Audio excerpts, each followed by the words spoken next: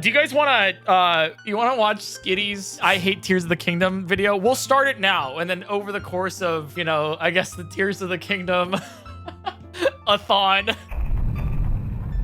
Real quick before we start, Peachal and I are putting together this insane Nuzlocke event that is happening all of July. This is me telling you about it, I guess. It's a Nuzlocke Invitational. We have 8 streamers combined with 8 coaches. They have all of July to complete that Nuzlocke. The Pokemon that are still alive after they complete the Nuzlocke are then entered into a tournament where they face off against each other to become the best Pokemon players in the universe. It's an apt title. Just want to let you guys know that that's happening. Stay tuned for more notes on my Twitter, Blue Sky, discord.gg/PointCrow, or just the community posts on YouTube. Just want to let you guys know about that. This is with permission from Skitty, but even though it is, I still want to give you guys, link and everything. Do me a favor, go give it a like, and do me a favor as well. Huge vouch. If you want to see fantastic up-and-coming creator, I cannot recommend Skitty Bitty enough. I'm excited. Wait, you haven't seen? Oh, this is great. All of this is just to say that I hated Tears of the Kingdom before it was cool, and I hate it in a different and specialer way than everyone else. Before we found out the actor Are they serious? No, they're serious. Everything the I game agree had with a lot of going the for it things was they say. but the final product felt less like a sequel and more like a second draft, to the point that it's not even clear whether the events of Breath of the Wild, as we experienced them, even Tears of the Kingdom more than Skitty, I saw this cafe in the Prague airport and went, ooh.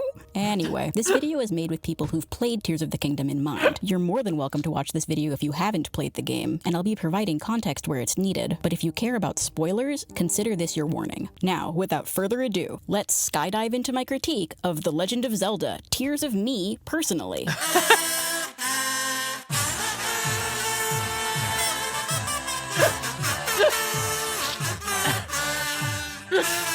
Secret stone? If that's not the most hype intro, I don't know what is. If Tears of the Kingdom was even a fraction as good as its final trailer, I would not be making this video.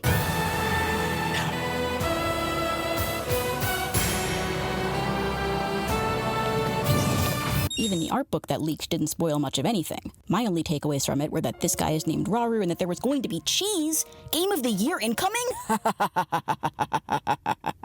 Just kidding. Game of the Year is a meaningless distinction, and if you care about the Game Awards, you need to get some bit. Getting excited about new video games is very rare for me. I'm someone who typically believes that the only way to avoid disappointment with a new game is to go in with zero expectations. Being a Pokemon fan for most of your life will do that to you. But it was borderline impossible not to fantasize about Tears of the Kingdom.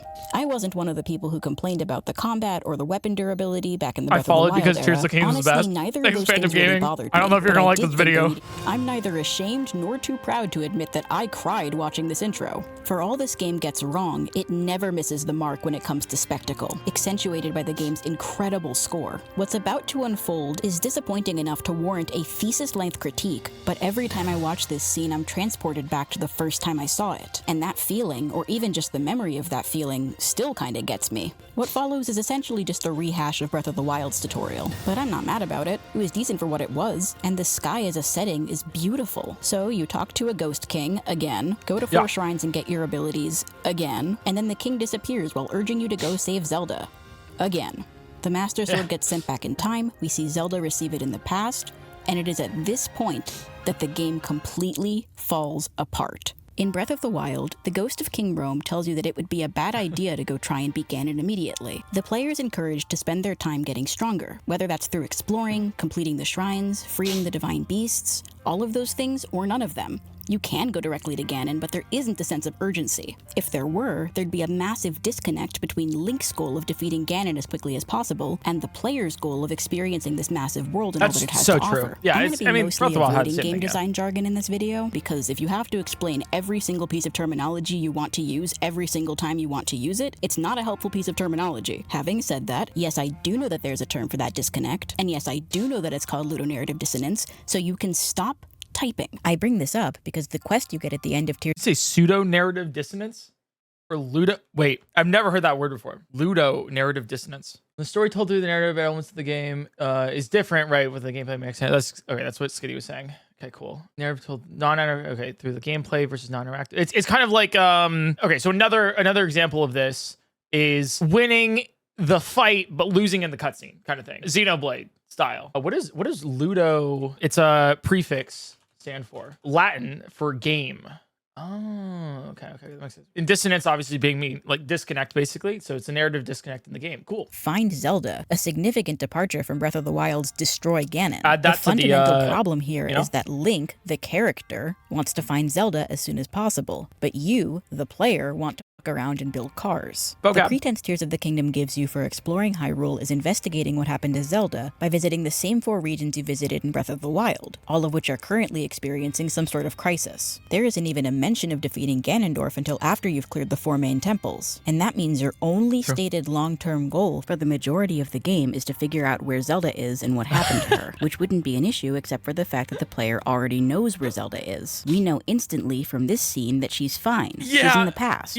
But Link doesn't know that. As far as he's concerned, Zelda's missing. She's possibly dead. There are real stakes here, personal stakes for Link, but the player's not worried about Zelda because she's obviously fine. Look, she's right there. But okay, I hear you. Maybe you didn't realize this scene takes place in the past, and there's no guarantee that this Zelda is our Zelda. After all, Zelda gets reincarnated all the time, so it's not impossible that we're seeing her distant ancestor here or something. And even if you know she's in the past, that doesn't explain how she got there or how exactly you're meant to find her. Unfortunately, Link finding out what happened to Zelda doesn't change anything. I'm remaining vague here on purpose because we'll get into this when we discuss the story. But for now, just keep in mind that the very premise of the adventure you're about to set out on is shaky at best and completely worthless at worst. Hi there, it's me during the editing process. You may notice that my mic sounds pretty good for someone who's never made one of these here videos before. Really, the bad news is that I figured it out hundreds of hours into the editing process, and I need to get on a plane in a few days. I'm not going to be in the country for the next month, and if I want this video to come out before that, which I do, I just need to release it as it is. But it's okay. If it's not finished, that's no big deal. You get to watch this video for free. Tears of the Kingdom wasn't finished, and that game cost $70. Right after that scene with the Master Sword, you're finally granted access to the surface of Hyrule. You're still missing your paraglider, which Breath of the Wild gave you at the end of the tutorial. And given the emphasis this game places on vertical exploration, you're not actually free to explore the world until you manage to get your hands on it. So you land in the conspicuous new body of water, make a big splash, and make your way to Lookout Landing, your de facto base of operations in this game. Lookout Landing is a completely new settlement added to Tears of the Kingdom on top of what used to be the Sacred Ground ruins.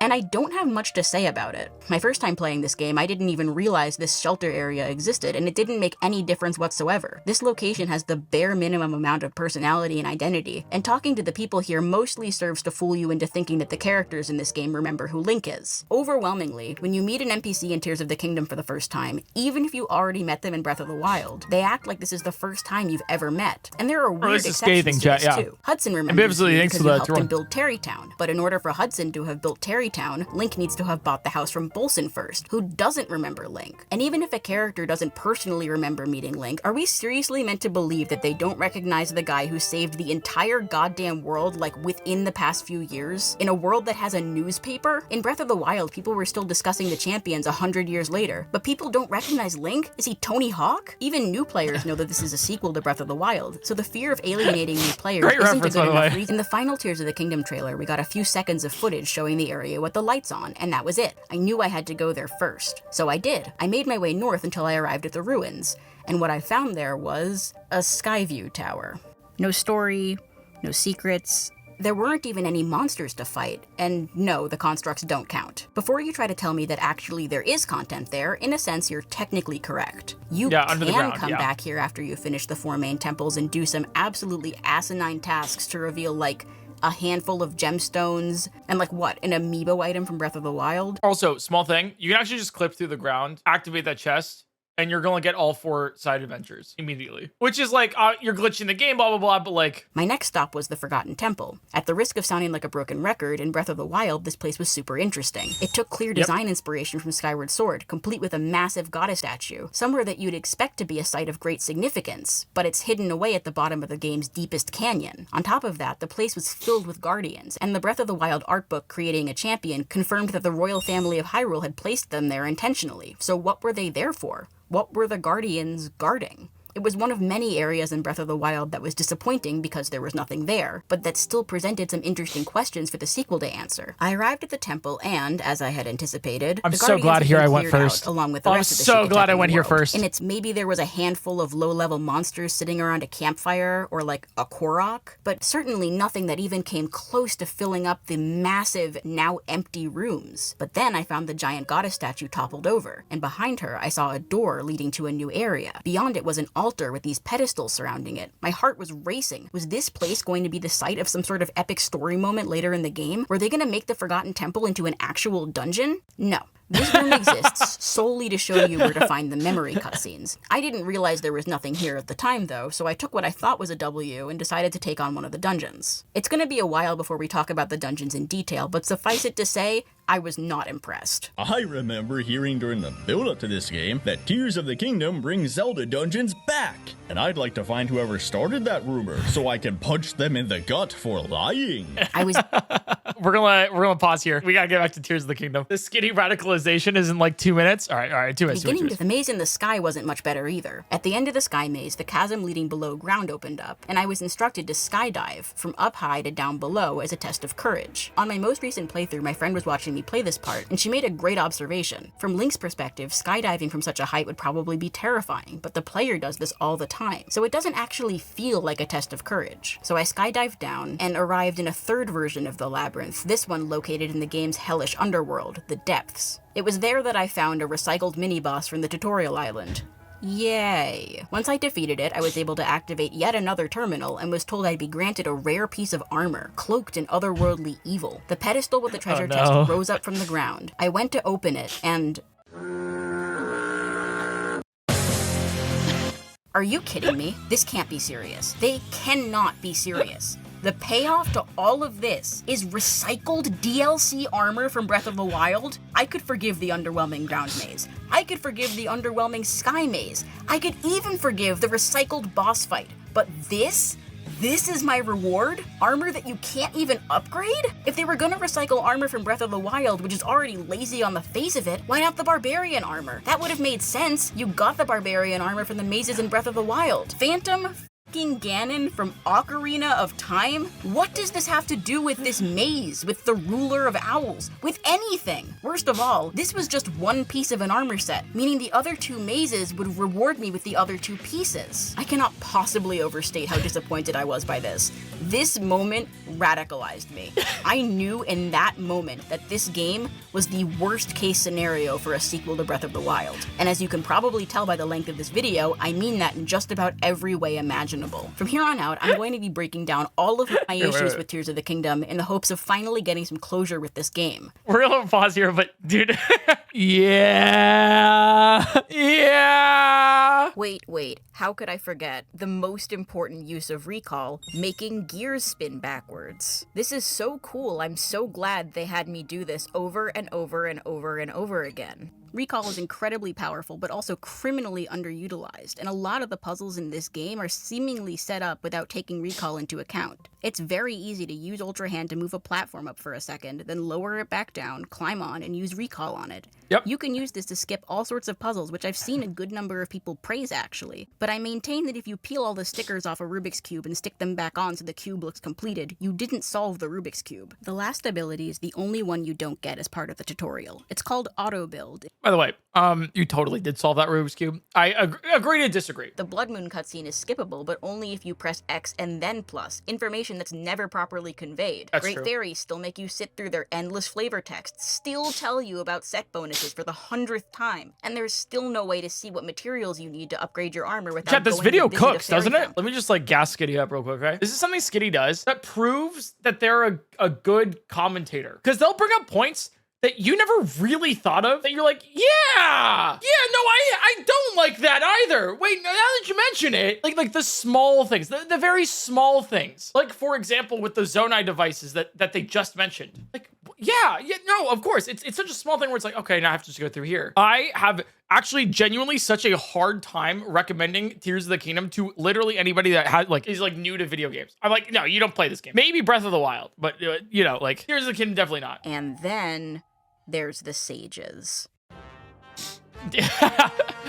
In case you haven't, I don't have much footage of this, not because it doesn't happen, but because it's so annoying that I just never use the sages. It doesn't help that they take up a ton of space on the screen, and every time you climb or glide, there's a distracting flash as they return to your hand. If they're all out in combat, you'll end up running around chasing the specific one you want it's to visual use when that's diarrhea. time-glitch. That's why you don't use them. The sages are not strong enough or convenient enough to justify having them out, besides Tulin, but even then he's often more trouble than he's worth. That's why I like the Breath of the Wild ones. There are 15 Skyview towers around the map, and only one of them has a launch height that maxes out below that 900 unit maximum for Breath of the Wild. And I suspect that this tower being comparatively weaker than the rest has to do with its proximity to the Wind Temple. If it launched Link as high as the others do, it would invalidate most of the Rising Island chain, one of the most widely praised portions of the game and something we'll talk about more it was so much when we discuss fun. the dungeons. The Wind Temple's the best one. It's not just the launch that's the issue, though. It would be problematic enough on its own, but there's another What's up, element of Skitty? this Welcome game in. that takes this from damaging to utterly disastrous.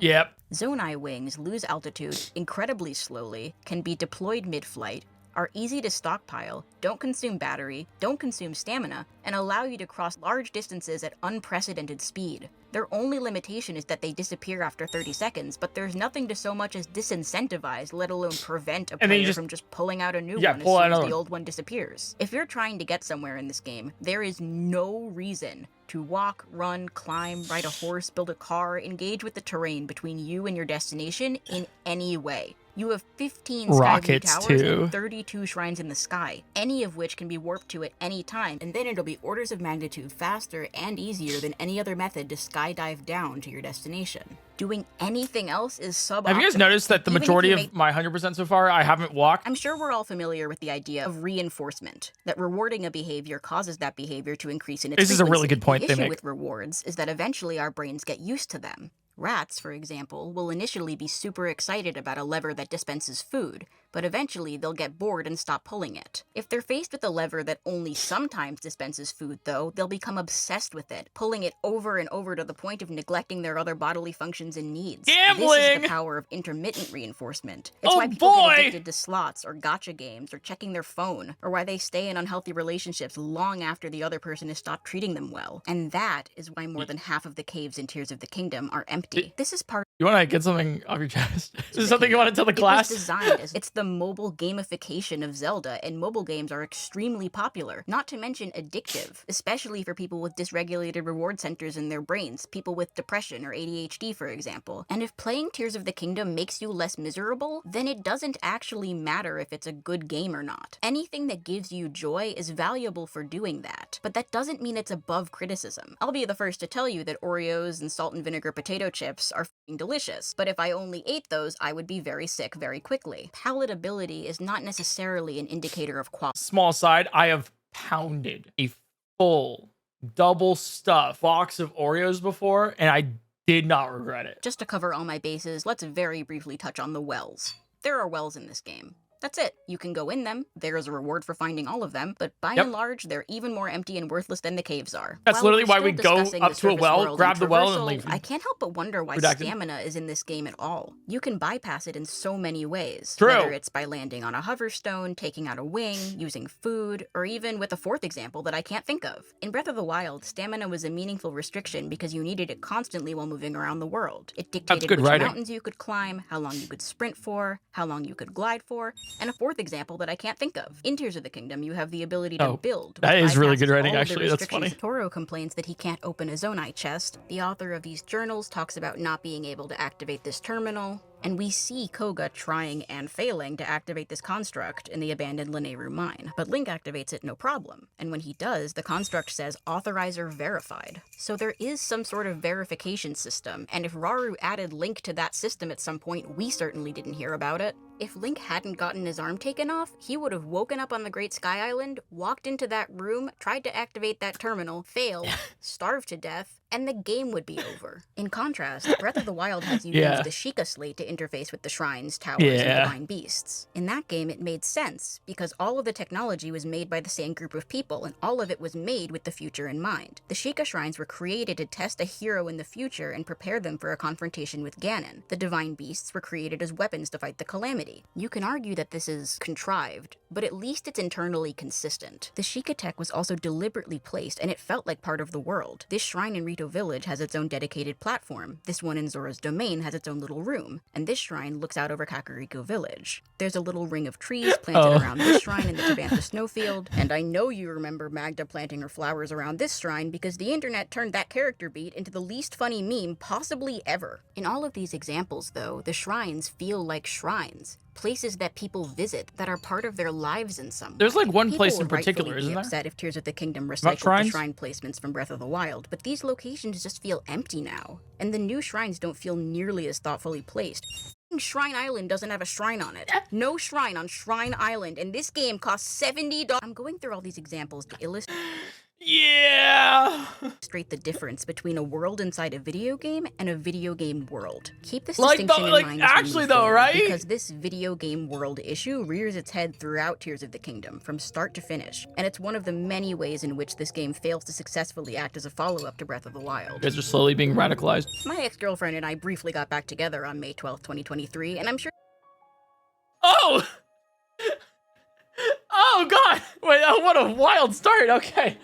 I'm so happy for you. this story is not super complicated. I explained it in like, what, 3 minutes? And I think it's Good game. important that we're all on the same page about the events of the first game, so that we're able to understand what went so wrong with the sequel. Zelda mentions the Calamity almost immediately upon booting up Tears of the Kingdom, so the game is decidedly taking place after Breath of the Wild. But this line of dialogue is the first and last time the Calamity is mentioned for almost the entire game, and the one and only time it's mentioned in the main story. This NPC in Rito Village refers to this rock formation as Va Meadow's Perch, a reference to the divine beast from Breath of the Wild. And there's a side quest where you sit in on a class at the Hateno's school about the Calamity. I did this but that's one. what? There's another lapse in continuity that I don't see people talk about as much as the Sheikah tech, and it honestly bothered me way more. I am, of course, referring to the decision to replace Malice, this evil purple goop, with Gloom, this evil red goop. On the surface, this doesn't seem like a big deal, but I assure you, it is. If you have no idea what I'm talking about, it's probably because the English localization of Breath of the Wild failed to make it clear just how important the Malice was. So let's back up for a second. In Skyward Sword, the earliest chronological entry in the Zelda series, the main villain, Demise, swears that he will return and places a curse on Link and Zelda, ensuring that his hatred will be born and reborn again in every generation. The purpose of this curse is to contextualize Ganon's repeated appearances throughout the series, but even the word curse isn't necessarily accurate,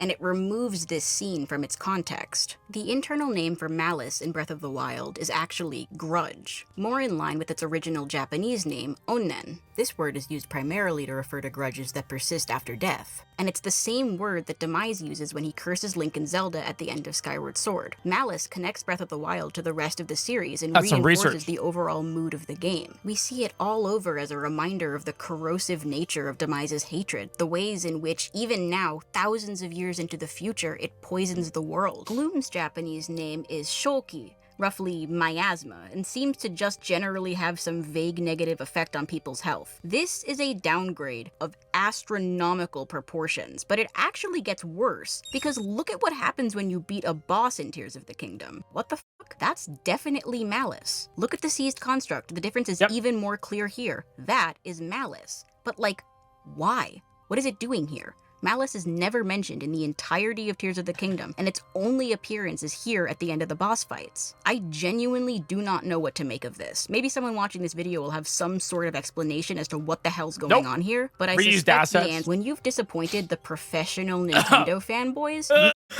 big time. Tears of the Kingdom does not present itself in a way that suggests any sort of respect, either for its predecessor or for the people playing it. And I think that's most evident in the way it handled Breath of the Wild's most compelling mystery, the one most central to pre-release theorizing, the one brimming with potential. That's right, it's finally time to talk about the Zonai. Oh, this Yeah, this pissed Scattered me off. around Breath of the Wild's Yeah, world this one, were yeah. ruins that shared a unique, Yeah. distinctive architectural style. The identity of the people who built these structures was one of, if not the biggest, unanswered question from Breath of Like, they're going to get into this, but it's like, you can see the jump where they're like, oh my god, we can make another DLC, it's gonna be so cool, we have so many ideas, into like the, oh, we have to make this even more for a full game. Oh god. With the release of Creating a Champion, it was confirmed makes that sense. the name of the tribe responsible for the ruins around the world was, in fact, the Zonai. We knew very little about them, with most of the in-game information coming from the flavor text on the barbarian armor, which was found within the 3 Lome Labyrinths. So the Zonai were an ancient, warlike tribe from the Faron region. They were human, or yeah, at least roughly with the human size, given that the armor horns fits and them everything. perfectly, and they have since gone extinct or It's so disappeared cool, in some too. way. You're like, Their oh, major what is sites this? were also home to Sheikah shrines, so maybe there was some connection there. They seem to know enough about the history of Hyrule to build statues that represent the Triforce, but that was warlike all tribe, by the that way. we knew. Some people were doubtful that the Zonai even existed, or at the very least, doubted that they were going to be This was so important in any cool, 'cause way. it's like But actual then, lore, in that like fateful deeper lore. 10-minute gameplay preview, Eiji Aonuma picked up a strange item, and we all lost our minds.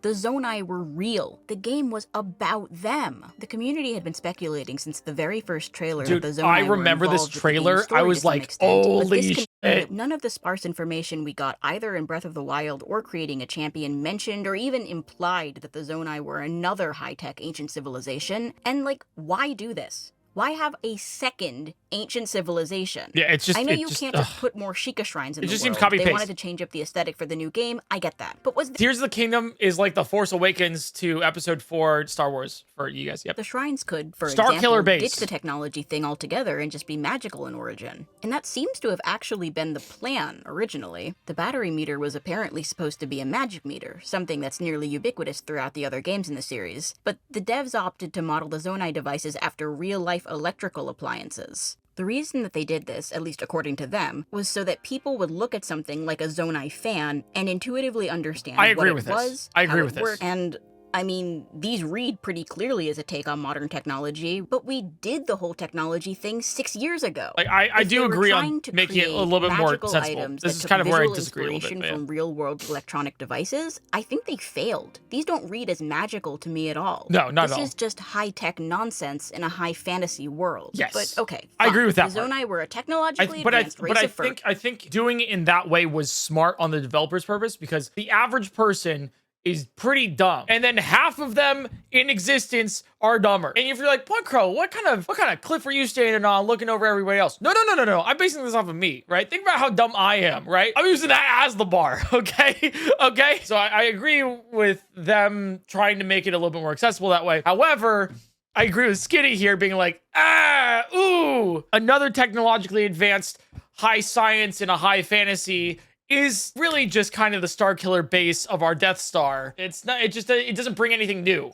We've done this before. The Zonai also built these funny little guys, the constructs, to maintain and protect the kingdom, or something. For as much as I love how cute they are, they pile on even more questions about the events that took place before this game. For starters, we see these broken down constructs all over the Sky Islands, and there are some in the depths as well, and you have to wonder, what determines which constructs fall into disrepair and which ones remain intact by the time Link encounters them? Something cool about the Guardians in Breath of the Wild was the way they existed in various stages of decay. I Some like of them this were a lot, yeah. inactive, some of them were rusted but still worked, some of them were missing legs but could still wake up if you got close to them. There was variety that made them feel like part of the world, rather than just an asset pasted on top of it. The constructs don't change at all based on their environment, and there's a disappointing lack of visual variety among them as well. They all use the same model, even though they each seem to serve a specific role.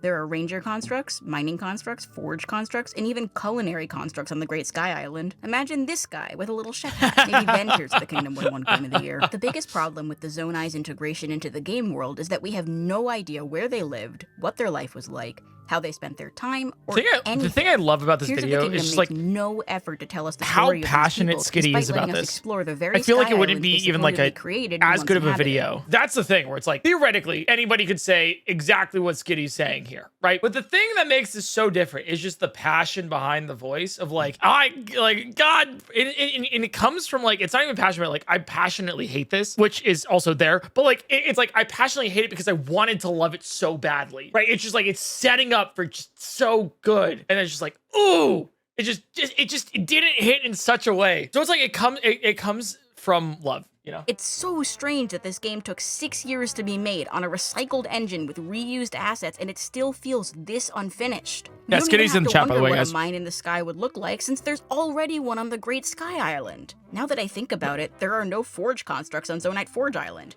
There isn't any Zonite there either. Oh, we haven't With even how seen many this yet. times this game asks you to stick fans on minecarts, you'd think the Sky Mine would be a slam dunk use case, but it's just more nothing. Starview Island, the huge sphere with the fairly simple but fun mirror puzzle inside, was a nice piece of content to discover, but what purpose did it originally serve? We know the Great Sky Island was lifted into the air and was originally part of the service world, but what about the other islands? Who built those, and when? The sky should be the most interesting part of this game, but it's so bare bones that the whole experience just feels cheap. The sky honestly feels unfinished, and during the writing of this video, I came across a series of interviews with the game's developers that actually confirmed that, yeah, it kind of was. Apparently, they initially filled the sky with content, but the designers scolded them for making the sky too messy. This was heartbreaking to learn because a Tears of the Kingdom with a more fleshed out I don't know if that was a sky good decision. would certainly not be perfect, but it would be considerably better. The worst part is that the work that could have gone towards making the sky amazing seems to have been directed elsewhere. That's the thing. It's like I agree. There are good design decisions. For example, I disagree with Skitty where making the Zonai devices, electrical devices, they mentioned it might not have been a great decision there. I think it was for ease of use and everything. So the other thing is like, this is something I definitely agree with Skitty about. This, bad decision. More Sky Islands. I've heard many people say that the Depths was the best kept secret of Tears of the Kingdom prior to its release. It should have stayed kept. I struggle to see the addition of this place as anything other than embarrassing. Imagine if Breath of the Wild was just a giant grassy field. No desert, no snowy mountain ranges, no tropical rainforests, no villages. The only variety in terrain would be Death Mountain. This hypothetical game would have no day and night cycle, a number of interactable characters so small you could count them all on one hand, no wildlife, no weather, no puzzles to solve, no shrines to complete, just a Hyrule-sized empty field plus a volcano. That game would rightfully be treated as a complete joke, which is why I have no idea how people justify the Depths. But okay, let's back up a bit. Before I get into how much the Depths suck and why, the Depths here's a were quick cool overview in case you've for the forgotten first couple or if you didn't hours. play the game. As a part of the upheaval, this game's dollar I store hated knockoff going down Breath of there. the Wild's Calamity, It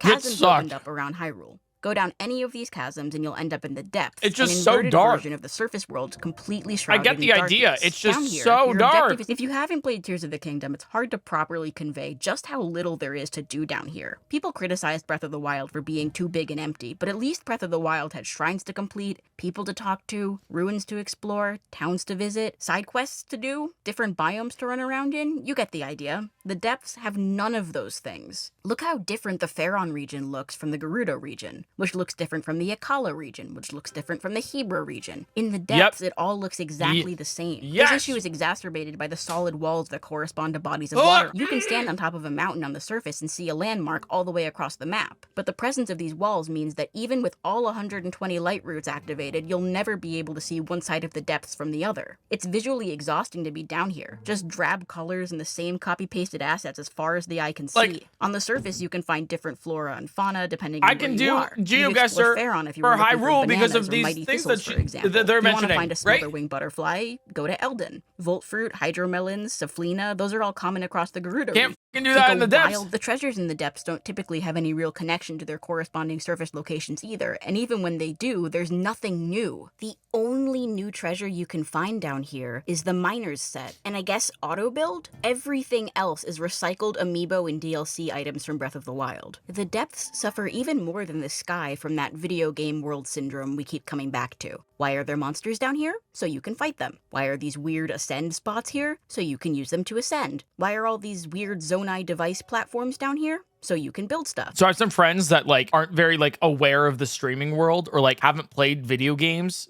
too often. But specifically, it's given me a new appreciation for video games because what Skitty's saying here is so real. Because I'll be playing a game like with a couple friends, like in Expedition 33. This is not a spoiler. Heads up. Why is there a bear there? There's not a bear, but whatever, right? Like, why do they have a bear? And then you're like, oh, I guess that just is. And you're like, oh, huh? It's just like there's no explanation for it, right? You just be like, I guess it's because they wanted it to be a bear. So something like this, where it's like, why are there Zonai devices here in in the place here? Or why are there the ghosts that have the pristine weapons? There's no explanation. It's just so you can use them. Why are there enemies? So you can fight them. There's no reason.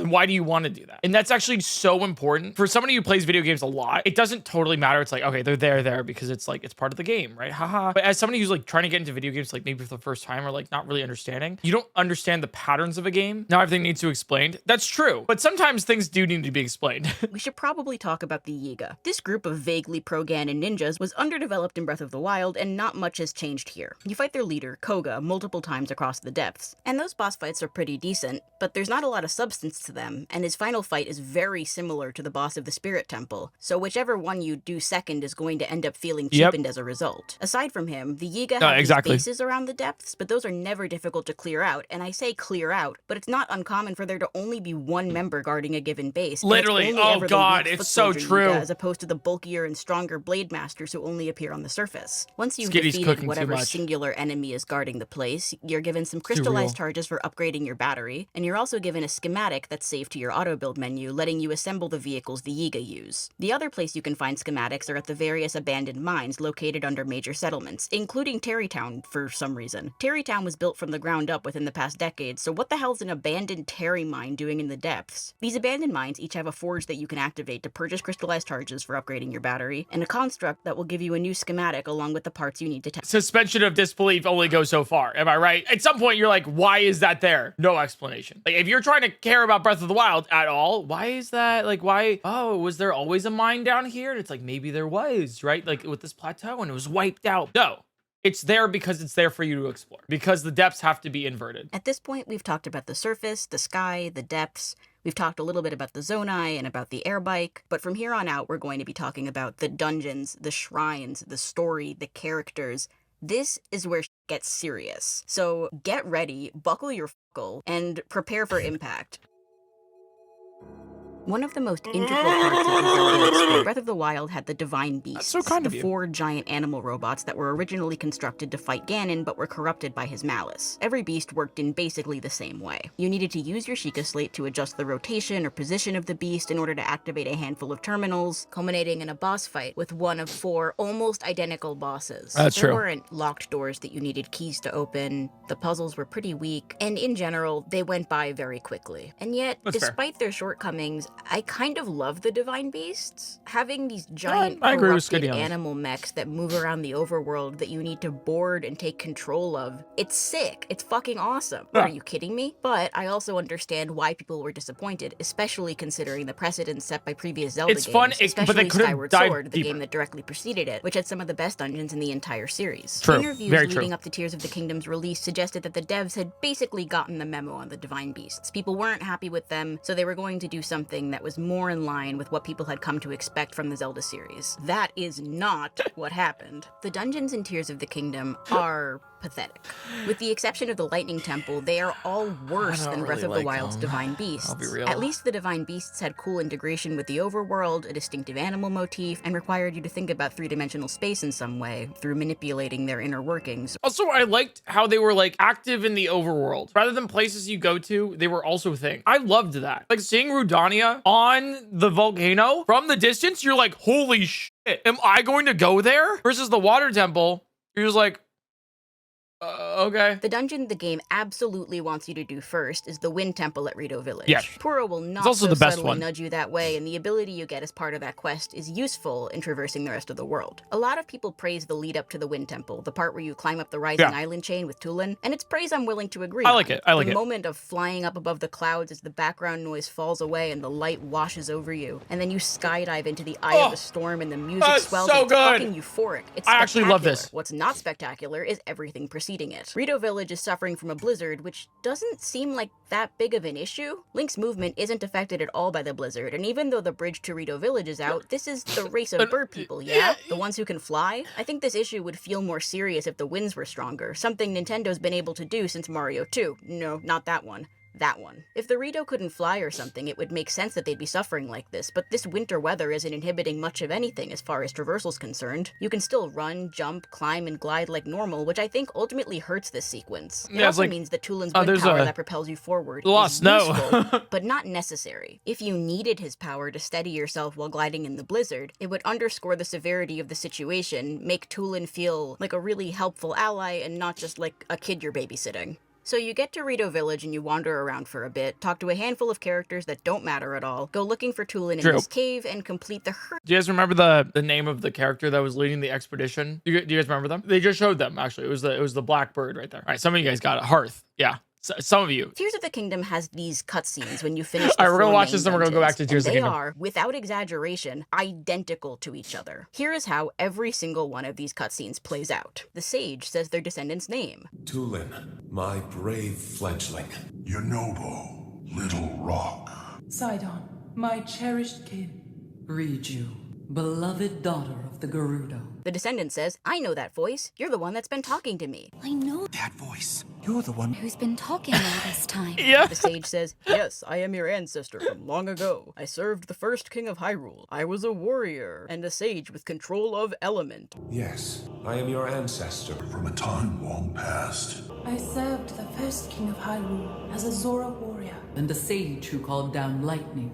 I have seen you control element in battle. You are the pride of insert people here. This is so real. Like you can see it during my first playthrough where I'm like, oh, this is like the same one as the last one. You are the pride of the Gerudo. The sage says that the boss the descendant just defeated was summoned by the Demon King in order to stop them from finding their secret stone. This was so annoying. Defeated. The source of those foul rocks. It was a servant of a greater evil, the Demon King. The monster's true purpose was to prevent you from obtaining that stone. It's here. My My secret stone. The descendant says, secret stone? Demon King? Demon King? Secret stone? Secret stone? Demon King? Demon King? Secret stone? The sage says that they will explain everything and that they need to tell you the story of the imprisoning war. This is a lot to learn all of a sudden. I know. Then listen carefully to what I have to say. It concerns the imprisoning war and The events that shaped our people's destiny.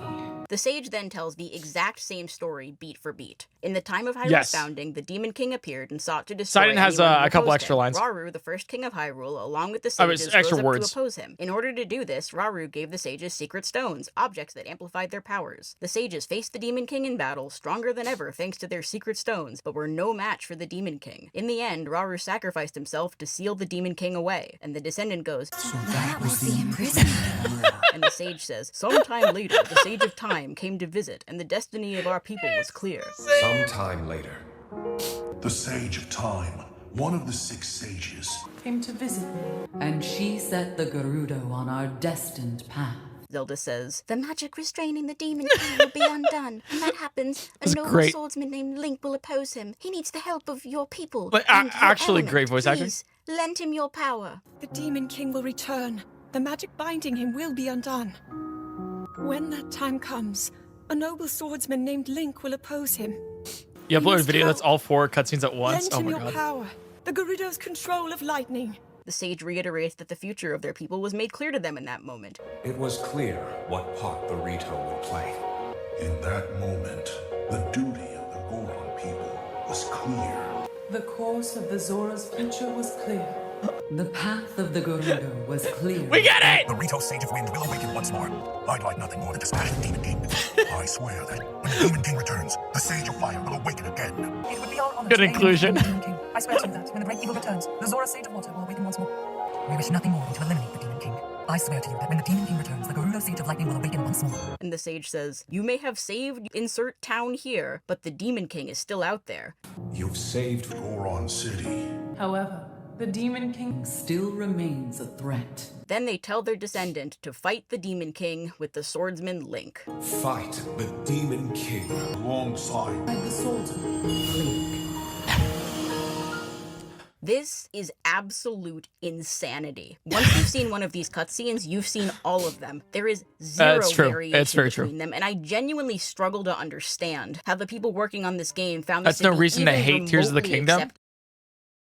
Oh, we got 2 more hours. Shout out to this puzzle, though, where this Zora historian is puzzling over a broken monument that you have to repair with a missing piece that's 5 feet away. Did I mention this game costs $70? You have to go back and forth a bunch between Zora's domain and this new area called Mipha Court. Then you need to solve a fairly simple riddle, at which point the game makes a decision that I still can't really wrap my head around. But it was pretty simple. Explore the ancient Zora waterwork. I like the idea of lining up rocks. I hated that the riddle for it was, hey, shoot the thing between the rocks that you have to line up. Gerudo Town is completely destroyed, its residents hiding in an underground shelter as Gibdos. I did like the Queen Gibdo, though. I thought that was sick. From the streets above. You find with the Chief pyramid? Riju struggling to hone her lightning power so she can better combat the Gibdos. You team up with her and defend the nearby Karakara Bazaar from the Gibdos that have appeared there, then return to town for a brief section where you organize the troops around town to best prepare for an invasion. This sounds cooler than it actually is. Your choice of where to put the soldiers doesn't really make a difference since it's a small enough number of enemies that they're not likely to overwhelm you, but at least it's something. Then you solve another pretty simple riddle that has you trudging through the desert to connect these beams of light. The sandstorm blocks out your map and makes traversal a bit more challenging. At least it would, but it's very easy to just fly above the storm and then it poses no challenge whatsoever. So I also just didn't like that puzzle personally. You walk up to it. No, Jesus fucking Christ, what is that? This isn't even a criticism of the game, by the way. This thing's just fucking horrifying. I love it, actually. So the first thing you do when you arrive at this dungeon is face off with its eventual boss, Queen Gibdo. It's a fun shake-up to the formula and also acts as sort of a teaser for the actual fight. Once he's taken enough damage, she'll flee to the top of the temple, so it's time to head inside. You have to make your way through the catacombs filled with traps, and Riju works differently than the other party members you've had so far, in that she can't just teleport to your position, so you need to actually clear a path by disabling the... Oh, I really hate the Lightning Temple, aren't I? For the speedrun. I kind of glossed over this during my initial writing and recording process, but going back and editing this really drove home just how bad Hyrule Castle sucks in this game. Hyrule Castle was a highlight of Breath of the Wild, a foreboding stronghold where Calamity Ganon was lying in wait. The freed Divine Beast's red lasers, which were visible from just about everywhere on the map, were a constant reminder of the showdown that was waiting for you at the end of your journey. There's no other word for it, I'm sorry. Storming Hyrule Castle is epic. Tears of the Kingdom's Hyrule Castle is abysmal. Was the video? Pin comment.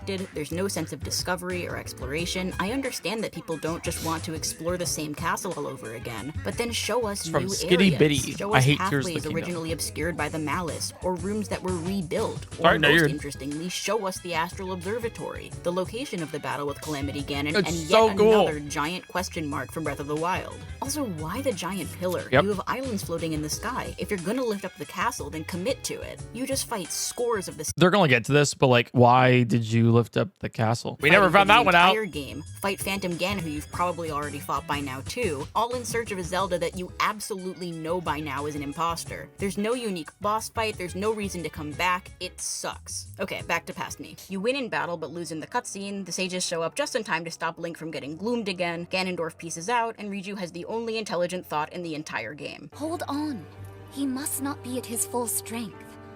Otherwise, why flee instead of finishing us off? The gang returns to Lookout Landing and realizes there was a fifth sage in the ancient past, Raru's sister Minoru. In order to gather more information about her, Link finally goes to Kakariko Village. The Sheikah in general got kinda shafted in this game. You don't ever need to come here until you're already done with the first act of the game, and you never come back after this. The purpose of this visit is to send you down to Faron to visit the Zonai ruins to look for more information. This is pretty much the only connection between the Zonai in Breath of the Wild and the Zonai as they appear in Tears of the Kingdom, but it's purely superficial. You go into the only 3 open doors along this river, get a cute new outfit, and then that mysterious thunderstorm above Faron is cleared away so you can explore the islands. These are the Thunderhead Isles. You explore them mostly by riding on rails and making your way in the speedrun. You actually just like skip this because you just fittingly named Dragonhead Island. Mask. This would be a cool sequence, except for some reason Dragonhead Island is the lowest hanging island in this archipelago. So you can skip this exploration entirely and just ride a falling rock up or take the air bike, or you can make a hot air balloon. or you can shoot yourself out of a Skyview tower. This is an interesting piece of structured content, but it's so easy to skip that it makes me wonder why they even bothered. I did this quest in my most recent playthrough just to get footage of it, but you can explore the Thunderhead Isles without clearing the storm. That's actually what I did in my first playthrough. I brute forced my way through this area and arrived at Dragonhead Island much earlier than intended. I was so excited when my exploration led me to the Construct Factory, which I assumed was a bonus dungeon and a reward for I found this braving the early on thunderstorm. too. And I was extremely disappointed to learn that this was not only part of the main quest, but also significantly easier if you do it when you're supposed to. Like I found that early on as well, and then I remember I think I got like, it wasn't a spoiler, it was like a hint from chat. I was like, can I do this right now? And chat was like, no. And I was like, okay, cool. いや、悠久の先、貴様を討つ者が必ず現れる。大魔の剣を持つ剣士、リンク。この名を忘れるな。リンク。面白い。楽しみにしておくぜ。 Cinema! God, it goes so hard. Like, hey, no knock to like Matt Mercer and all the other English VAs. The Japanese ones just hit different, you know?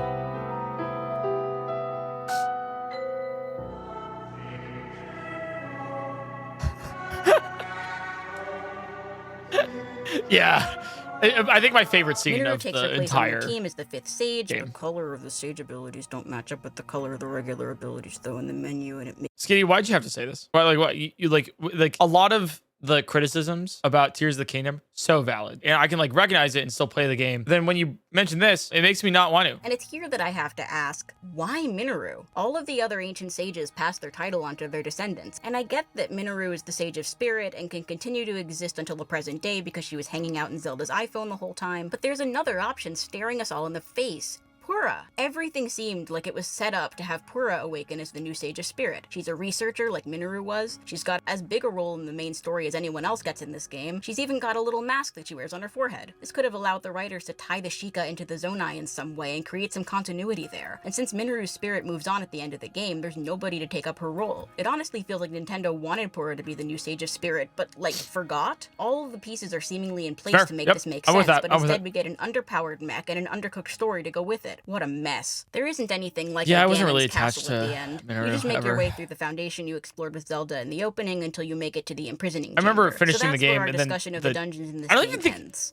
think we included that final cutscene in the playthrough video. The conclusion of the game was satisfied and we're good, and then it's like, oh, by the way, Minoru goes away. You did? Oh, we might. But I do remember debating it at least. Yeah, I remember I was like, do we end it like with the catch of Zelda, or like we did cut a lot of it because it was just kind of fluff. Shrines. Sorry to talk about Breath of the Wild shrines for so long, but it's important to establish some examples of how Tears' prequel handled its shrines so we can understand how much worse they are here. Even the best Breath of the Wild shrines can be pretty forgettable, but that probably has more to do with the fact that they all look the same on the inside, and the fact that not every player is going to take the time to find, let alone complete, every shrine. Before we move on from Breath of the Wild, I think they're about to mention it. The DLC shrines in Breath of the Wild, peak shrine design. it's important to note that the Champions Ballad DLC gave us 16 new shrines, and they're almost exclusively excellent. I especially love the shrines on the remixed Great Plateau, where it's all gloomy out and you're reduced to a quarter heart, making obstacle courses. In Keys Born of Water, this construct tells you to offer the titular Keys Born of Water to these 3 stone pedestals. There's a campfire and a whole bunch of frost emitters nearby, and this quest is situated right next to a body of water. You have to create ice platforms, either by using these frost emitters or some other method, like an ice fruit or a sapphire rod, and then hold them over the fire to melt them until they're the right size to fit in the 3 holes. The reward is an empty shrine. In Legend of the Soaring Spear, you come across this journal in a cave with a couple of Zonai spears nearby. The riddle says, throw the Zonai spear with the wing from the pedestal through the ring. This is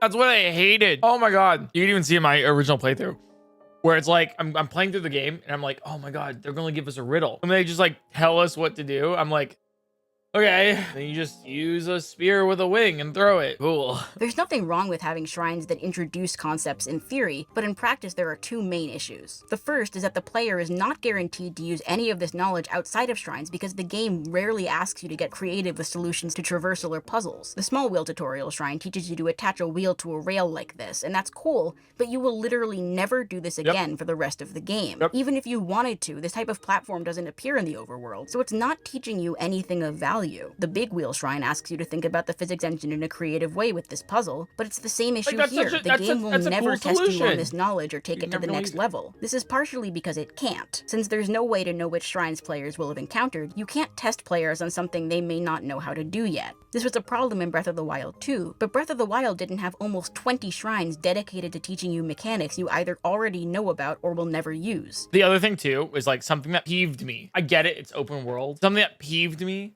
was being so late in the game, stumbling upon a new shrine, and then it's a tutorial on how to throw items. And I'm like, oh, yeah, okay, sure. Killed my enjoyment. And I was like, oh, cool, we're learning how to use a bow, which we've been using. Breath of the Wild had a combat tutorial as well, but it just had one. If you've made it to the shrines where they teach you how to throw stuff and you haven't already figured it out, these tutorials are not going to help you. If you need proof of this, I urge you to watch the Game Grumps play this game. The other problem with the combat tutorials is, well...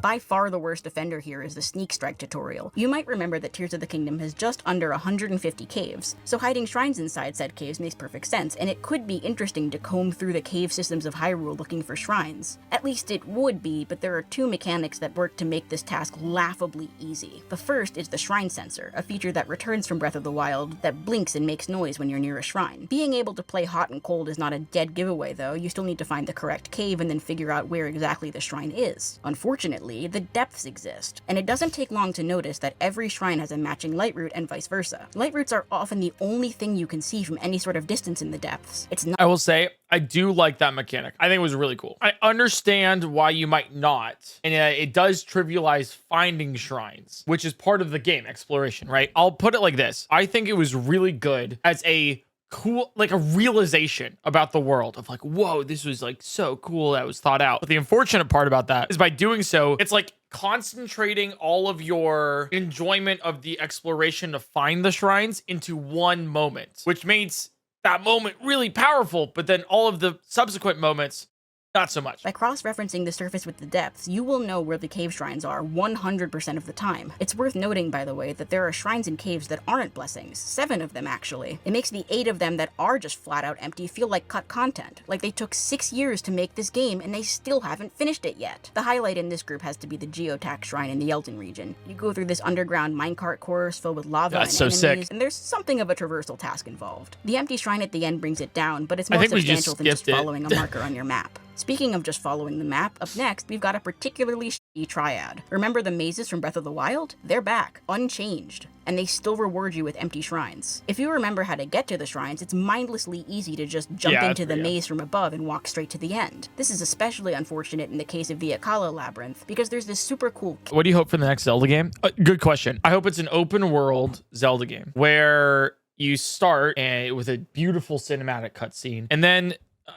it goes into a tutorial section where there are 4 different mini dungeons that give you different powers, and you can't leave the tutorial section until you do that. And you get one final power or one final thing, cutscene, everything, and then the rest of the game opens up to you. And there's like 4 main dungeons to the game as well that have to deal with like some sort of big enemy that came by and destroyed the world. And it has some sort of like anger. I think we should call it anger, right? Like anger splooge that's making everything evil, and places around the world that you can get small cutscenes, memories. We should just call them memories again, right? And I think at the end of the game you beat Ganon. Would love that game. On a more positive note, these 2 shrines in the sky that make you reflect light in the overworld using mirrors are some of my favorites. They're a little simple, I wish there was more to them, but I'm a total sucker for light puzzles in Zelda games. Also, I like the low gravity. I wasn't really upset that these shrines were empty. I was kind of expecting it by that point, and I had decent fun with them. The next group is a small light puzzles are my favorite. Only 4 of them, and they make up a group that I like to call the Not Shrine Quests. A Not Shrine Quest is a task in the overworld that leads to a shrine, but isn't associated with the quest. 2 of these are great and 2 of these are horrible. Let's get the stinkers out of the way first. Remember the shrine sensor I mentioned earlier? That comes with a tutorial of its own. One where you have to follow Robbie down to the depths, take some pictures, fix his hot air balloon, then meet him back at the Hateno Ancient Tech Lab to get the sensor working. Then you enter a nearby cave to receive a free shrine for your troubles. Except for the little wrinkle being that this shrine is always there. And if you're using the depths to find the shrines on the surface, it's entirely possible to find this shrine before you ever speak to Robbie. The second awful not shrine quest involves transporting this guy, Cezanne, to meet up with his friend, Finley. Aside from this whole relationship being more than a little gross, seriously, the trope of characters being much older than they look needs to be retired, like at least 30 years ago. What the f is it doing in these games? You can just ignore them. I remember on my first playthrough, I was like, this is just odd. Leave this kid alone before I call Chris Hansen. And yes, I'm aware that this whole relationship thing can be somewhat chalked up to a translation error, but only somewhat. I don't think anyone would have been upset to see these two go the way of the divine beasts and be retconned out of existence. A much stronger not shrine quest. And you can be like, and you can also be like, they're just friends. Like, it's still a little weird, but a lot of weird, you know? It's still weird. It's odd. Even if, there's no, it's just weird. It makes me uncomfortable regardless. Even if you change the gender roles, right? It's still weird.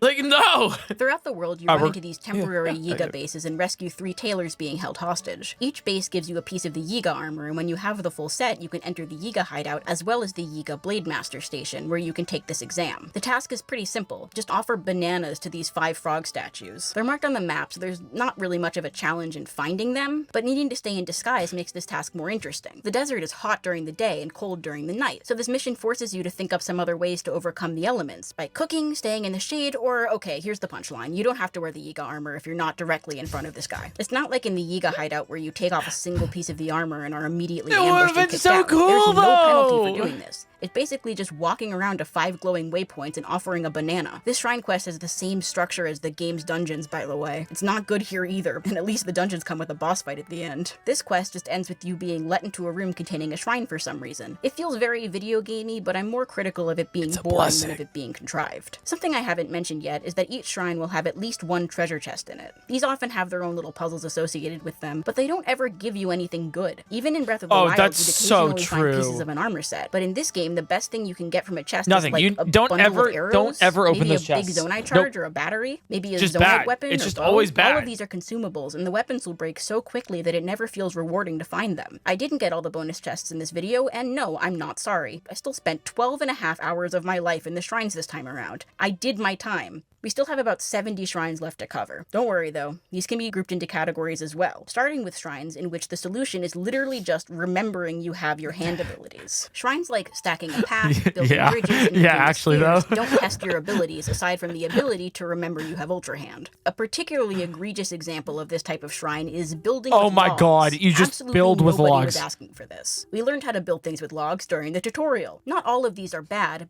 I remember doing that in my playthrough. We just built a giant log. Okay. I will say, this shrine, I don't know if you guys remember how I solved this shrine. So, I'm going to get height with this contraption, bomb jump onto the rail, and then paraglide across. It's crazy, but it might just work.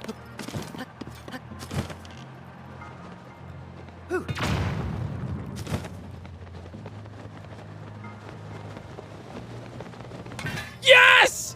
Yes!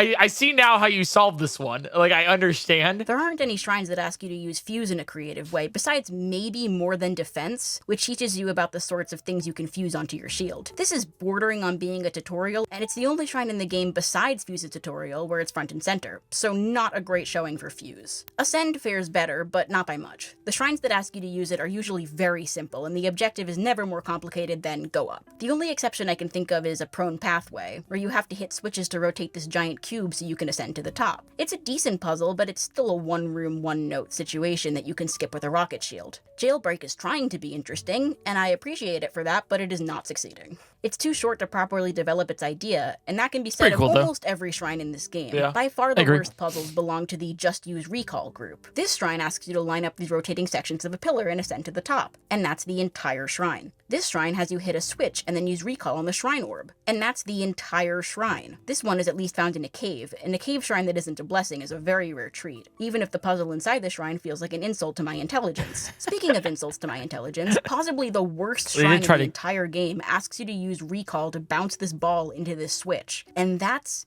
the entire shrine. Also, if you like somehow become aware that like a bomb arrow solves this, like it's cooked. See this target? If you use a bomb flower on it, it'll register as being hit. Yep. Anytime you see a target like this, you can bomb it and skip the puzzle. I have no idea why they would do this. It somehow makes puzzles like the one we just talked about even worse. The group of shrines hurt the most by this baffling choice is definitely the batch that has you hitting things. I labeled these kinetic energy puzzles. Mallet smash, lever power, or maybe lever power? I don't know. Swing to hit, the right roll, all of these just amount to hit the target. And even without the knowledge that you can just cheat your way through them using bombs, the puzzles themselves are not particularly complicated. This is not an exhaustive list, by the way, I'm just trying not to bore you to death with all the shrine talk. There are a great deal more shrines that can be undermined extremely easily by the player. Built to Carry and Forward Force, for example, both have you moving a shrine orb through a sort of obstacle course. And in both cases, you can just use Ultra Hand and Recall to skip the whole thing. Bridging the Sands wants you to explore this wide open area full of quicksand in order to get this orb back to its pedestal after it was launched across the room. But I've never even tried to do this, because it's infinitely easier to just use Recall on the orb, something every player will know how to do. These puzzles feel so carelessly designed. In my second playthrough where I took notes on all the shrines, a phrase that kept coming up was, they forgot about Recall, and with good reason. People praise the ability to just bypass these puzzles because having multiple solutions to a puzzle sounds appealing. It allows players to solve things their way rather than being constrained to a single path forward. I am not compelled by this argument. The entire open world Recall's pretty broken. You can probably pretty much like solve anything with Recall. It's a change of pace. Honestly, and with the dungeons disable the runes. They're the main source of puzzles in this game. I'm not saying that having a puzzle with multiple solutions is a bad thing, but this is not a puzzle with multiple solutions. It's a puzzle with a kill switch. This issue extends to shrines I otherwise enjoy too. Shining in Darkness is a maze you complete in the dark, but you come into these shrines with your full inventory, and the game has been training you since the tutorial to light up dark areas with bright bloom seeds. Once you've lit the shrine up, there's really no challenge. I like the hiding spot for this key, and I like that there's a key in general. I miss locked doors. It's wild that the shrines have keys in them, but the dungeons don't, by the way. Unlocking this door leads to the end of the shrine though. As soon as it gets interesting, it's already over. A shrine that I found myself enjoying on this most recent replay was Fire and Water, a puzzle that asks you to consider different elemental interactions in order to make it to the top of the room. Ice will melt, wood will burn, metal will conduct electricity, so it's up to you to stack blocks made of those materials. I don't think I ever did this shrine. That's pretty cool. It's kind of reminiscent of Secret Stairway, a shrine from Breath of the Wild's DLC that I'm particularly fond of. I love Secret Stairway. I think it would be one of my favorites. I remember that one so I think it fondly. might still be one of my favorites just because of how weak the others are. Unfortunately, all of my praise for this shrine's puzzle is undercut by the fact that you can just do the recall trick or use a rocket shield to skip it. And don't even get me started on the rocket shield. The amount of shrine content that is completely trivialized by the ability to instantly gain a ton of height is ridiculous. They don't let you create updrafts to skip puzzles in shrines, but this is okay for some reason. The only real deterrent is that you can't take rockets out of your inventory inside shrines, but you can very easily walk out of the shrine, fuse a rocket onto your shield, and walk back in. Bomb jumps and Octorok balloons don't launch you as high as rocket shields do, but those are arguably even worse since you can assemble them within the shrines themselves. Next up, let's talk about puzzle shrines that repeat ideas. These are particularly annoying to me because rather than developing a concept throughout a longer form shrine, they spread the same idea across multiple shrines. We already talked about the 2 hydrant and wing shrines during the tutorial section, but those are just the tip of the iceberg. I also talked about this a little bit. One of the reasons why it's so difficult to do like Tears of the Kingdom challenge content is because in Breath of the Wild, I could be like, I'm beating Breath of the Wild with only a stick. And you think about that and be like, how? Right? And you check it out. It's, oh my God, with these glitches, cool. And it's like insane content. And then Tears of the Kingdom, if I did that, it's like, can you beat Tears of the Kingdom with only blah, blah, blah? And you're like, well, yeah, rockets. It's like, okay, a recall. Okay, that's It's not even like, okay, then ban those in the challenges. It's like even just like part of the appeal with the challenges in Breath of the Wild was like, how do you do that? Like you read the title and you're like, I want to know how you do that. For Tears of the Kingdom, you won't even click on the video because you think you already know how it happened. And that's the problem. The names we got in the English version didn't do nearly as good a job of sounding different from one another as something like the French version. Look up the French shrine names for a treat, by the way. Breath of the Wild was guilty of this too, to some extent. Shea Katha is different from Shea Loya, not to be confused with Sha Gemma. Then there's Sha Yota, but that's different from Sha Yuto. There's Dila Mag, Ruko Mag, Mag Halan, Mag Nora, and even Mag Latan, but that one's spelled differently. And if you think this is confusing, well, it is. But Tears of the Kingdom is somehow worse. For starters, Mayak and Mayam are two different shrines, both of which are distinct from Maya Chideg, which is not the same as Maya Chin or Maya Hisik. Maya Tat is not the same as Maya Mats, which is itself different from Maya Nas or Maya Otaki. There's Maya Siar, Maya Umekis, and Maya Usi. Joniu is totally different from Josiu, Maharaga, right? Yeah. Jochi-Iu, Jochi-Siu, or Jochi-Ihiga. There's Jonsao, Jogo, Joku-U, Joku-Usin, and Joju-U-U. Yes, really. Siwakama is different from... Is it Maya Usi? I understand the tutorial shrines. Kids play this game. My mom plays this game. Accessibility is obviously important. The problem isn't the low floor, it's the low ceiling. These puzzles never get good. They're never developed or iterated on in interesting ways. Even the Proving Grounds shrines are fun once, I did really like the Breath of the Wild Zelda's shrines so much challenging more. players to think, whether it's the infamous Water Temple in Ocarina of Time, or the harder dungeons in a game like Link's Awakening. Part of this rings so true because the amount of like I'm good at puzzles. I pride myself on it. I know I am. I'm confident. Get that self-respect, right? You know? Tears of the Kingdom was like, oh, I can't even show it on camera. It's too low. For the floor of puzzles, like some of it was like there was not much thought thought wasn't hitting the corner of the DVD screen. You know what I'm talking about, right? And I'm used to puzzles like Baba Is You, like some Outer Wild stuff, where you really have to start thinking outside of the box. And it's really satisfying when you do. But when you have a puzzle that the solution is like, okay, like, yeah, that works, then you don't feel satisfied. And it was so satisfying when things finally clicked. There wasn't a single puzzle in a shrine that made me feel like I had to think at all, let alone think creatively. You can mess around and solve things wrong if that's fun to you, but it would have been better to have puzzles that were designed with competent players in mind. I also understand the argument that the shrines have to all be simple because they can be played in any order and you don't want a new player stumbling into a super hard shrine Also out of children. nowhere. But there are literally zero consequences if a shrine is too hard and you need to leave and come back later. You unlock the warp point when you find like a shrine, Elden Ring. after all, not when you complete it. So if Crazy. you can't finish the shrine for whatever... In Elden Ring, open world game, if you can't beat a boss, guess what? You come back to it later when you learn more things. I didn't do almost any of the side quests. Yeah, Even on they're my not initial amazing. playthrough, having some sort of new reward type added to Tears of the Kingdom would have incentivized players to interact with the side quests in some capacity, and I know this because unique rewards, when they do very rarely appear, are widely sought after. I slogged through this mayoral election subplot for a third time just to put Link's hood down, and you know what? It was worth it. I find CC insufferable, and I don't really care for the NPCs in this game in general, as you may have put together. Also, everyone and their mother gets to wear her stupid mushroom outfit, but Link can't. But just being able to change Link's appearance in Like, what is that? was more than enough. I was motivation excited to for a follow the mushroom quest to the outfit. end, even though I didn't really enjoy the quest itself. I had to start the newspaper side quest and do the Stable Trotter's escort mission just to unlock the Great Fairy, and absolutely That's none what we're of this about to do. process was fun in the slightest. I don't really care for Pen, and don't get me started on Mario over here. Forget the Koroks. I wish I could strap this motherfucker. I did like the final cutscene for the Great Fairies. I really like the music with that. Was it worth it? Not exactly, but I did like it a lot. The Koroks are another set of characters who I seem like to have Pen. completely I forgotten don't who you like are, Pen. including Hestu, their broccoli leader. Finding the 1,000 Korok seeds scattered across the map is not something I'm ever interested in doing.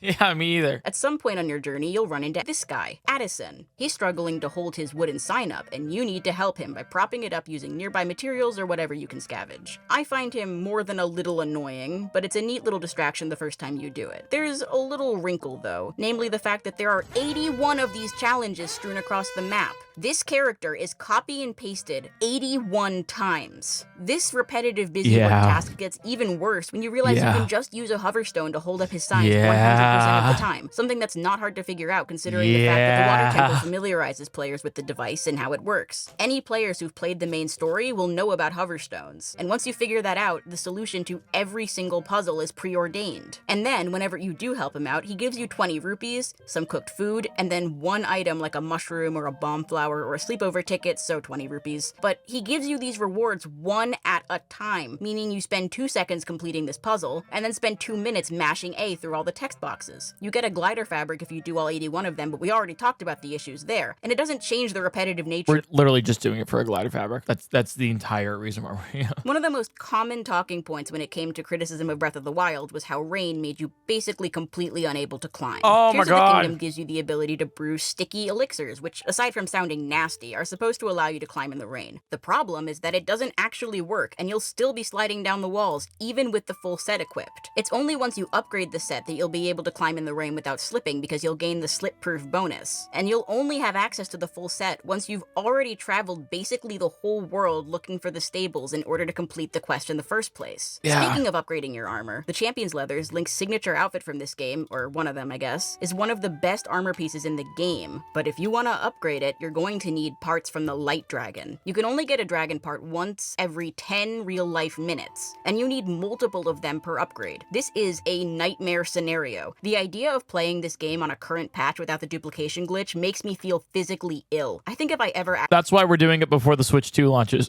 It's regardless of the Switch 2. If the Switch 2 launched with Tears of the Kingdom, I'd still be doing this on Switch 1. The only difference is that most weapons are decayed now, and Fuse makes defeating monsters somewhat more rewarding than it was in Breath of the Wild, because you can use those monster parts to upgrade your weapons. The only problem is... I do like that.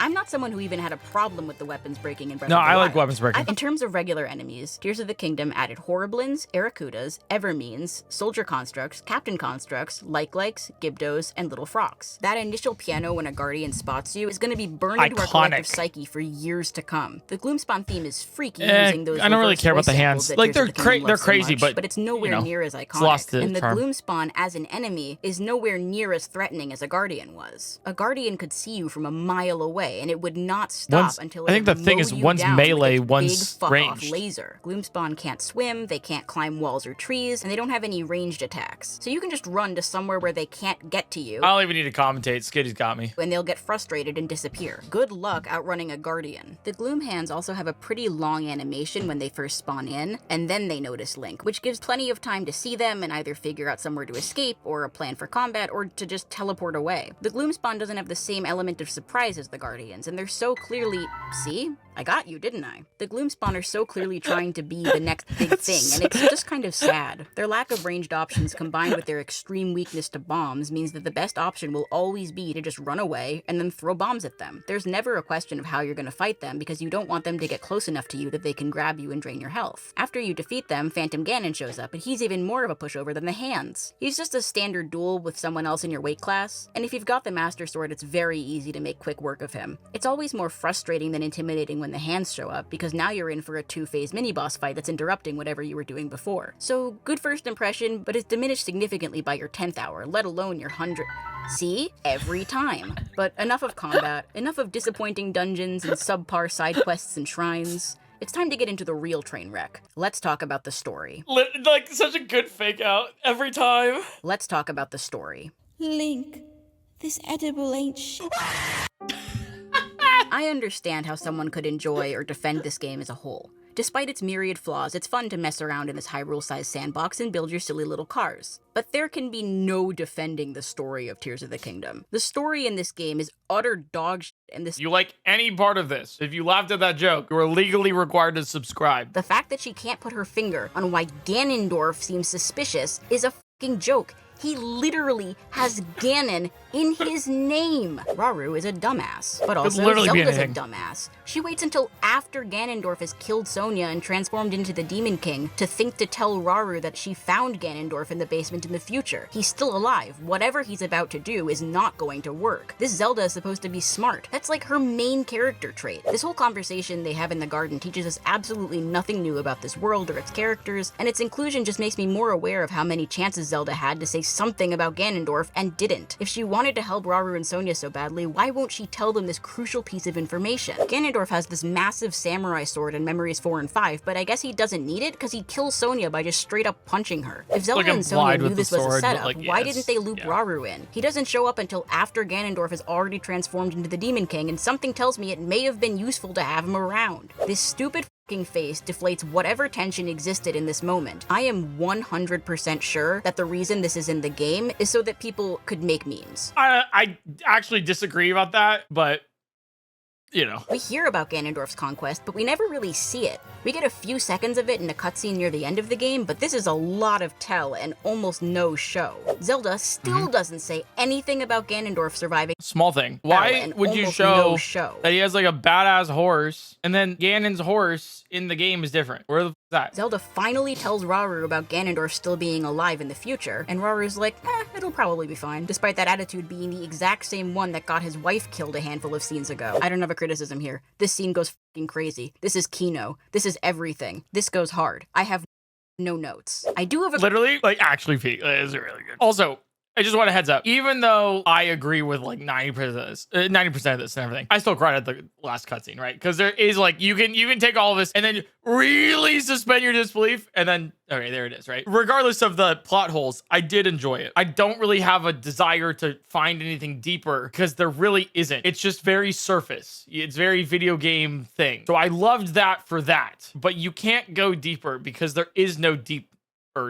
Criticism here, though. If the sages saw Zelda turn into the Light Dragon, why don't they f***ing tell Link that when they meet with him in the Secret Stone Demon King cutscenes? Zelda tells them about Link, and they know that Link needs the Master Sword to defeat Ganon. So also, like, that's the other thing, is like, if you're doing time travel, you gotta really make sure things are fucking locked down. Otherwise, you get stuff like this, where, like, the priority of sharing info when you have timelines like that is priority literally number one. So you need to make sure that they can't for some reason. And not because like, oh, I forgot or I'm doing something else. If someone destroys your timeline or whatever, and then you go to another one, that's the first thing you're going to say, probably to the first person that you trust. So I can see why Zelda maybe in the first like bit may not trust Sonya or Rauru or whatever, if this is like a hypothetical new thing. But then like, by like cutscene 2 or 3, like, yeah, you're not gonna tell them afterward. Like, it's a little, you know. And speaking of characters who are just plot devices, I've seen a lot of people say that this incarnation of Ganondorf is great. And I've got to ask, what the f are you talking about? This has got to be the worst Ganondorf. Love letter. Ganondorf gets just over 700 words worth of dialogue in the entire game. And I'm counting fake Zelda, so that's a generous estimate. We know he likes power. He wants to control Hyrule, but it's not at all clear why.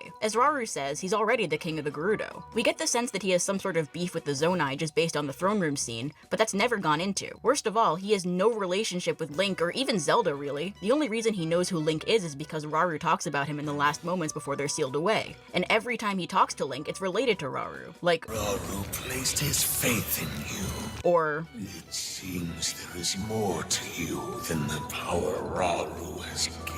It's like the Bechdel test for Zonai. It doesn't feel satisfying to defeat him because he hasn't established any sort of relationship with the playable character, let alone the player. It's even less clear what he wants in the present. If his goal was to rule over Hyrule, why is he hanging out under the castle for the whole game? Remember in Ocarina of Time how— Does Tears of the Kingdom pass the Bechdel test? Do you guys not know what that test is? It's a test to see if a game, or sorry, if any piece of media is diverse enough. It was originally a joke. Yeah, it's not supposed to be taken too seriously. The test is basically, are there two named women who have dialogue between them, a conversation that is not about a man? That is the test. And if they do, like, they can have two named women that do talk about a man, it's failed. Or like no named women that talk together, it's like a whole, you know, the joke is that it's a bare minimum, but a lot of media still fail. Yeah, exactly, right. In the meantime, what in the hell is going on in this scene? Ganondorf as fake Zelda shows Link a vision of Hyrule Castle pre-Calamity, and asks if it brings back memories. Ignoring the question of how on earth he's even able to show Link this vision in the first place, why does he know what century-old Hyrule Castle looks like? If you go down to the foundation of the castle, you can read a stone tablet explaining that Hyrule Castle was built on top of the imprisoning chamber after Rauru sealed Ganondorf away. So I have absolutely no clue how he could know what Hyrule Castle used to look like unless he was somehow conscious as Calamity Ganon in Breath of the Wild, which he obviously wasn't. Calamity Ganon is mindless hatred made manifest. He has no dialogue or characterization whatsoever. That's the whole point of having him just be an angry pig cloud. In light of Tears of the Kingdom, knowing Ganondorf was under Hyrule Castle the whole time, what am I supposed to make of Calamity Ganon? I would guess that Calamity Ganon was just a creation made of Ganondorf's malice, but Ganondorf is only ever associated with gloom in this game, so I'm kind of at a loss. This is where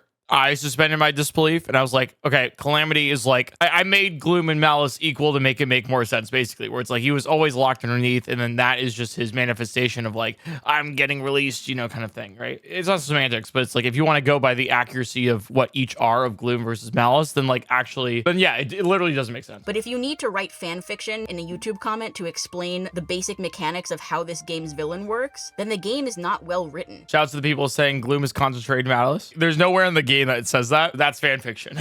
Last thing I want to discuss about the story of this game is how it ends. Chat, are you guys people as well? To Ganondorf, but first you have to fight your way through several waves of monsters. Then all the temple bosses show up at once, but provided you've completed the temples, your sage allies come to the rescue at the 11th hour and tell you to go on ahead. I don't know why they couldn't have been around for the rest of the game, or how they got down here for that matter, but the score in this scene is so good that it makes me emotional in spite of myself. That's basically the final hour of Tears of the Kingdom in a nutshell. It's an explosive ending to an implosive story. The actual fight with Ganondorf is pretty good too, even if the sages, again, don't play nearly as important a role as the game wants you to think they do. And of course, I have to give the game credit where credit is due. The visual gag with the health bar manages to be fucking hilarious without deflating the tension of this moment. Anyway, then Ganondorf is like, rah, I can't lose to you, a mere mortal, curses, foiled and spoiled, whatever. So he makes the logical decision to swallow his secret stone, which...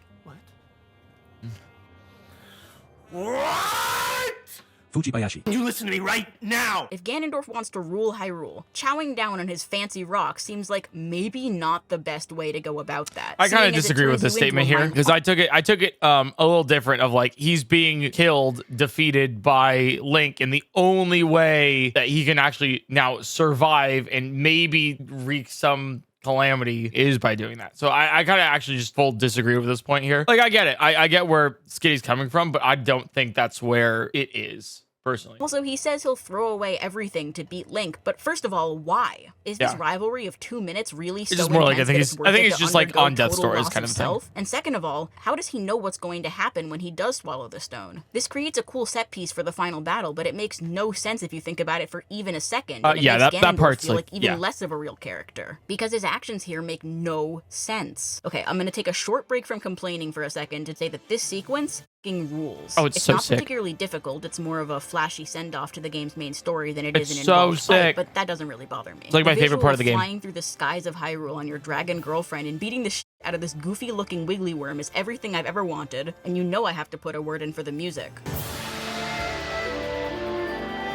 I have PTSD from this music because of Blindfolded Tears of the Kingdom. Holy shit. I had to know every single beat of this music. It's the only feedback you get from the entire final segment of the game is the music. Left, down left. Okay, you should be on Ganon now. Like, it's just like, Hey, also, before I forget, what the is going on with the ancient heroes aspect? What is this thing? When you finish all 152 shrines... Spoilers! What? I'm not there yet! I only have 127! Voice number 957 instructs you to go back to the Temple of Time on the Great Sky Island to receive your reward. And it's this? What am I looking at, Nintendo? What am I looking at? Who made this and why? If you talk to Impa while wearing this outfit, she says that you look like the hero from the Calamity? The fucking Calamity that you haven't mentioned in this entire goddamn game? Am I supposed to believe that this fucking weird green furry has story significance? How do I even begin to parse this? I can't. I won't. This is a nightmare. I hate this. Also, it's ugly. Also, what the fuck? This is completely incoherent rambling, because what is this and why is it in my Zelda game? They are never going to elaborate on this. They are done with the wild. They really tried to dropped this at the end of Tears of the Kingdom and said, okay, bye. Have fun trying to figure out what this thing is.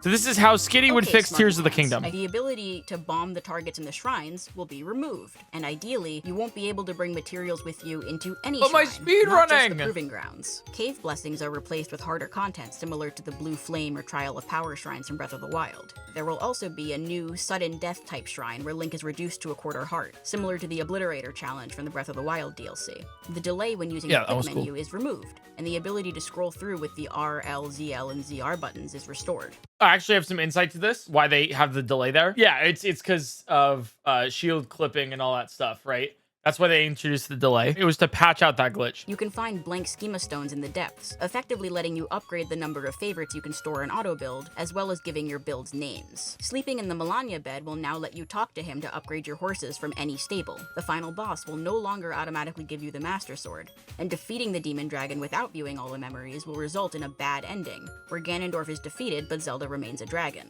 This is not an exhaustive list, and hopefully these changes are not controversial. I don't think anyone would realistically complain about having more better content on top of the game as it is. Adding a lot of this, though, would make the game more confusing with a lot more menus, etc. Like the barrier eventually becomes higher, but it does make it better. But I think it comes at a downside again. I don't think there's like a true win-win, but I would rather have all of it because then it would just still make it better.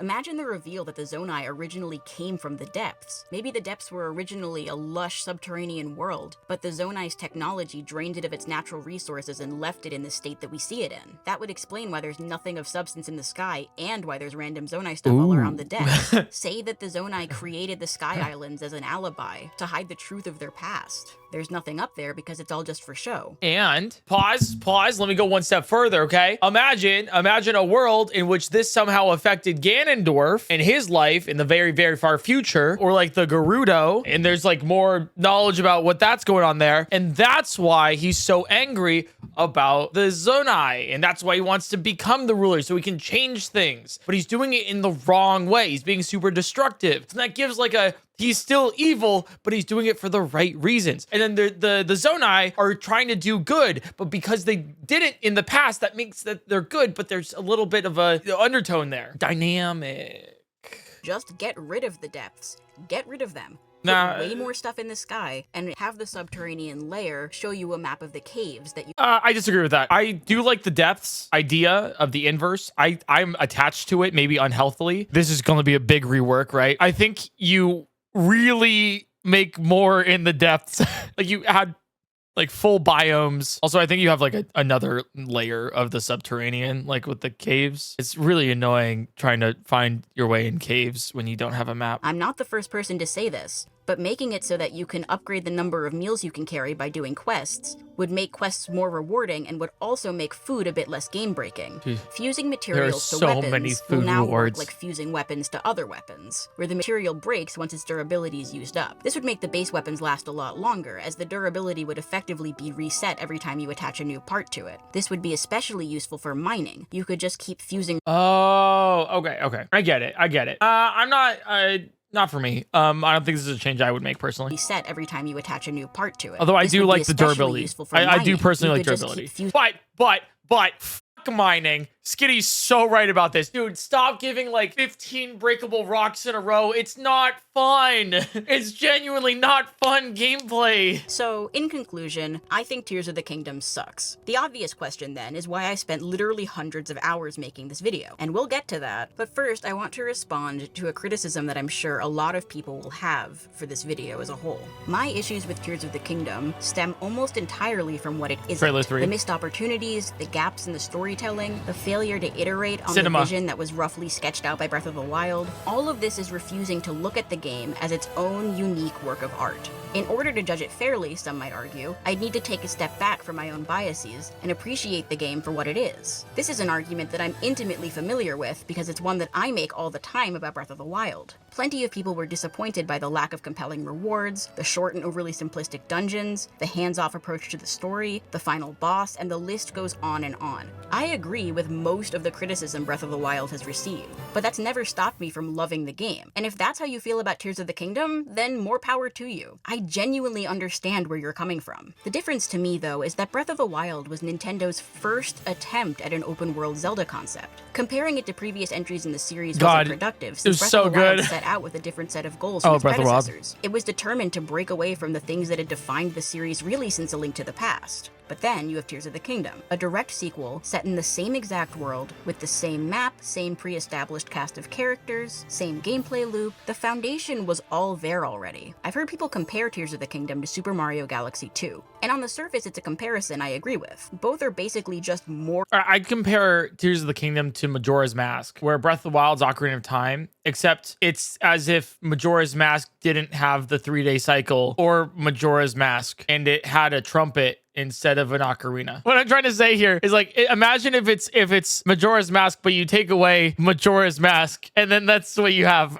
Okay. Maybe I'm taking a bad take. Okay, maybe it's a bad take. Let me rephrase what I'm the joke that I'm making here. Tears of the Kingdom is if you have Breath of the Wild, and then you add Tears of the Kingdom to it, and then you remove Breath of the Wild. You're so right. Thank you. If you don't get it, then like you're just simply not understanding my genius. But seriously, what were they doing that took them so long? The most common answer to that question that I've heard is that they spent those 6 years developing and polishing the physics engine, but I'm not compelled by that answer. Like, at all. My issue with that explanation doesn't stem from some sense that they should have been able to figure the physics out faster. Again, I'm not a programmer. I can't imagine how difficult it must have been to develop, test, and refine this engine. An engine that, by the way, works very well. It makes a lot of intuitive 16 gigabytes. sense. When you think you can do something, That's you great. probably can't. That's crazy. But there's more to a dev team than just the programmers. And ultimately, I can't help but feel like this physics engine is wasted on Tears of the Kingdom, because the game never asks you to do anything interesting with it. The puzzles are so simple, the dungeons are so short, the story is so lazily written, so repetitive and full of holes. And things that don't make sense not because they're mysterious, but because no one thought them through. And most of these issues have nothing to do with the physics engine that was apparently so important that it was prioritized at the cost of literally everything else. Orion said it best when he said that it's like the world's most delicious frosting on a piece of cardboard. My point is that it took them 6 years to make this game because physics engine just isn't a good excuse. What's probably a better excuse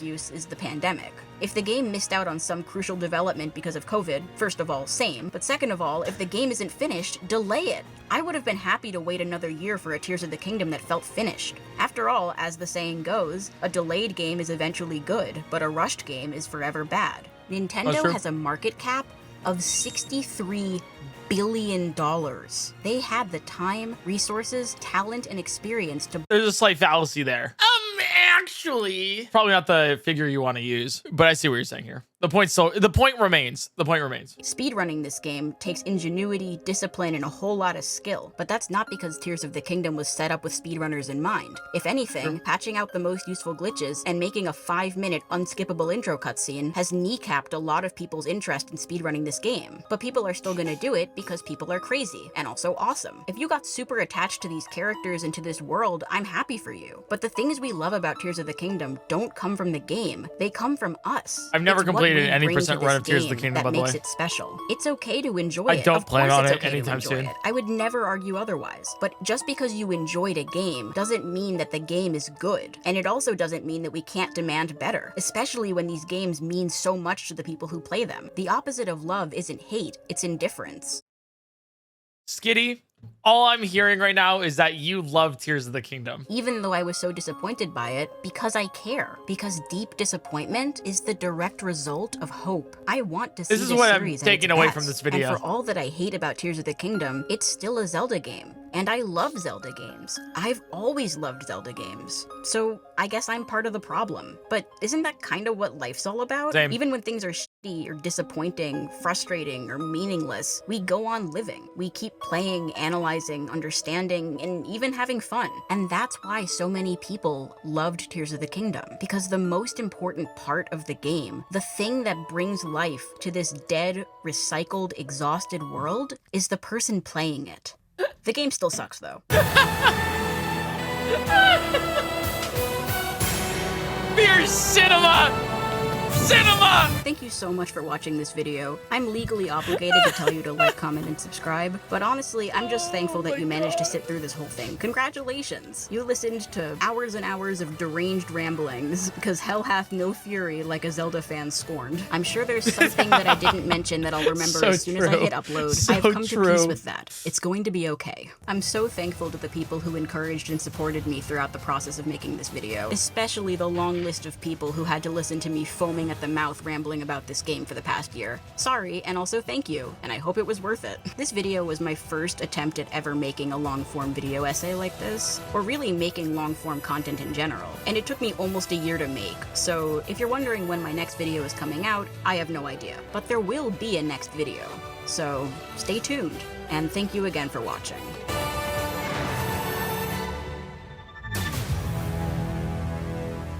Secret Stone? Demon King. Shut the fuck up. Thank you, Skitty, for letting us watch this on stream as well. Go like the video. It is the very least you can do.